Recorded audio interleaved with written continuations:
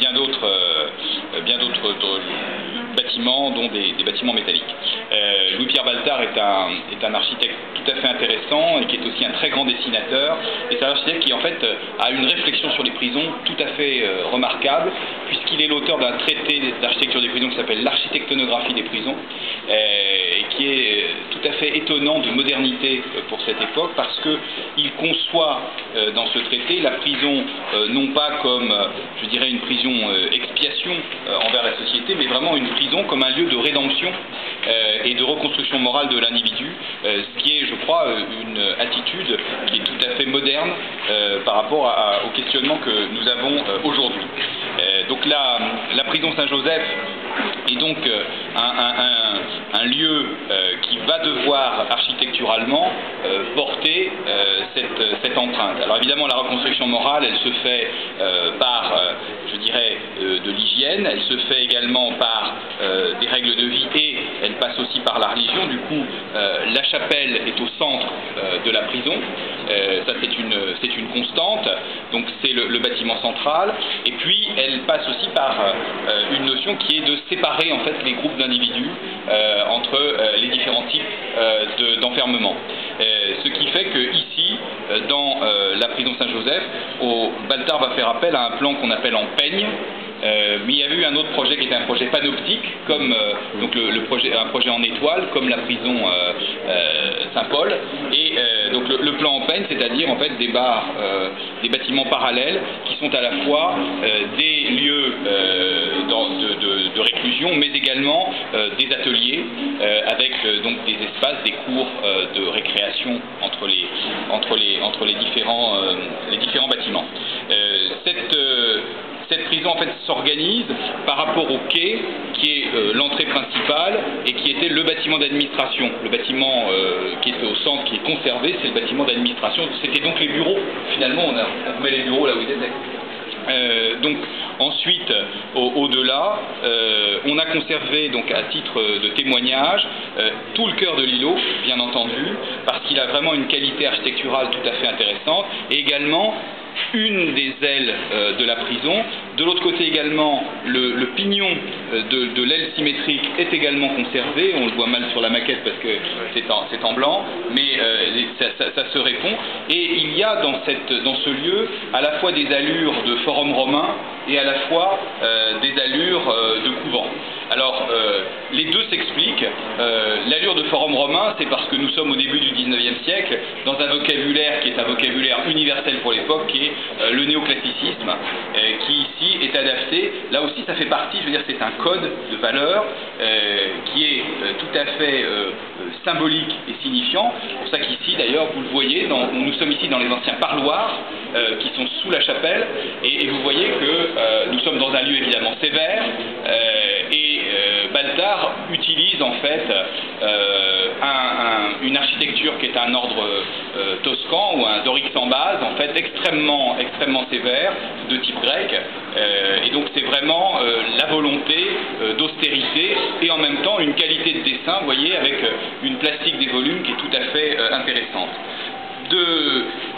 On retrouve cet élément-là dans les portiques qui forment des coursives et qui relient entre eux les différents bâtiments.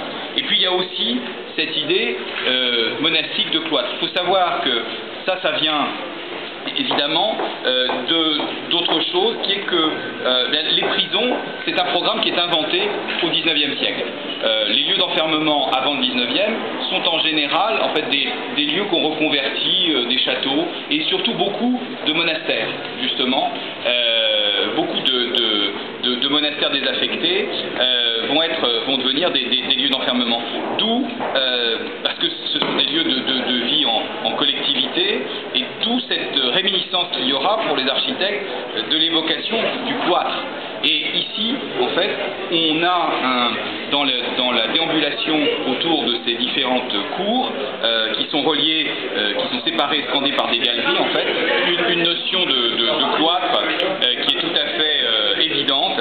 Et c'est évidemment un parti dont nous avons essayé de valoriser, puisque je crois que ça va être une vraie, nous croyons tous que ça va être une vraie découverte pour les Lyonnais, parce qu'il est évident que c'était quand même un lieu très fermé, et ça va devenir vraiment un lieu tout à fait ouvert, une sorte de jardin secret dans la ville, avec une échelle qui est tout à fait extraordinaire, de convivialité, et nous sommes persuadés en particulier que ça va devenir le QG de tous les étudiants de la faculté catholique, qui vont faire vivre de façon très sympathique ce lieu. D'ailleurs, c'est donc vraiment un lieu ouvert sur la ville, tout en se protégeant de ce qui est, il faut bien dire, aujourd'hui l'agression extérieure par le trafic sur le quai Perrache, d'où l'effet d'écran dont parlait mon confrère Jean-Jacques Horry tout à l'heure. Et on sera au contraire dans des îlots de calme, tout à fait extraordinaire, de verdure, avec une beauté de l'architecture, une simplicité, une sobriété, et en même temps une très belle expression. Et je crois que c'est un lieu qui va inviter à la déambulation libre, bien entendu, et non pas captive. Donc on est dans une volonté ici de relier également les deux îlots par cette perméabilité de part et d'autre de la rue de Landine, qui va maintenant permettre d'irriguer les flux. C'est pour ça qu'on a tenu à faire un travail avec OGIC et la SOFAD sur la restauration scrupuleuse des bâtiments dans leur premier état Baltard, parce qu'il faut savoir que cette prison a connu très vite une surpopulation, et dès 30 ans après sa construction, donc vers 1860, elle a été agrandie et densifiée par Antonin Louvier, qui est l'architecte de la prison Saint-Paul, avant qu'on construise Saint-Paul. Et on est vraiment dans deux types d'éléments différents. Vous disiez ici, c'est plutôt la prison rédemption. Saint-Paul, c'est la prison expiation. On est vraiment dans un bâtiment qui est brutal.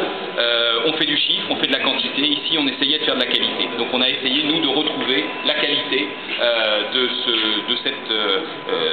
cette architecture, parce que tous ces architectes qui nous ont précédés sont des gens qui ont réfléchi, et l'architecture, elle a du sens. Et donc on a essayé que nos architectures aujourd'hui aient aussi du sens. Elles rajoutent une part de vie qu'on espère longue pour ces bâtiments et pour cet îlot. C'est un élément crucial dans la ville, parce que c'est un îlot moteur de la reconversion complète de ce quartier. Là où il y avait un bouchon, une barrière, quelque chose d'hostile, il y a maintenant quelque chose qui est au contraire un lieu familier.